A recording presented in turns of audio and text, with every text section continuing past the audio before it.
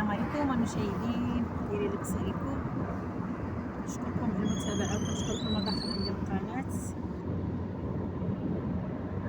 جيت نصوركم واحد الفيديو كنطلب من الاعجاب ديالكم. هذه طريق عين عوده، اللي كيعرفها مرحبا، واللي ما كيعرفهاش يتعرف عليها ويزيد يتعرف عليها اكثر. علاش لا؟ تبارك الله الدنيا كي ولات زوينه بزاف. مع هاد الشتا اللي طاح تبارك الله الزرع الناس راه كيحصدوا دابا. كنت دايزه نيت شفت واحد القنطره كتصايب جديده في عين عوده. علاش لا؟ ما كنت الناس اللي تكون عندهم خبره عليها. كنشكر الناس اللي كيشتغلوا في هذا الميدان مره اخرى. بهذا كما كتشوفوا معايا هما الاشغال الخدامين كيصايبوا واحد القنطره يزيدوا في الطريق هذه. علاش لا؟ كما كتشوفوا معايا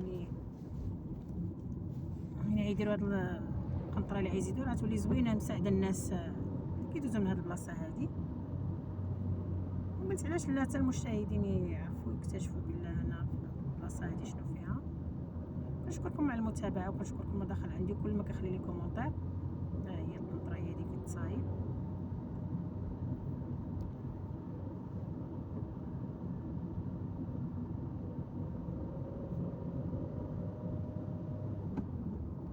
يا دايره الاشغال خدامين ما شاء الله، اللهم زيد وبارك.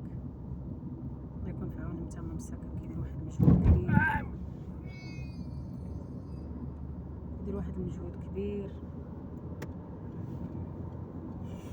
كاينه واحد القهوه هنا في الطريق البلاصه هادي حتى هي استراحه اللي بغى يستريح. وبالنسبه للناس ديال اكادير اللي توقع لهم داك المشكل ديال اللحيه، وقع لهم هذاك اكادير جيت زاكوره. انا مشيت مع جيت زاكوره. يعني دوك الناس الدلاح كان واجد، علاش ما يحيدوش ويخبيوه؟ علاش مخليهم تما كاين ولا يدخلوا مثلا الخدام ويحيدوه ويستوكوه في واحد الستوك؟ علاش مخلين زعما تما تيغلى؟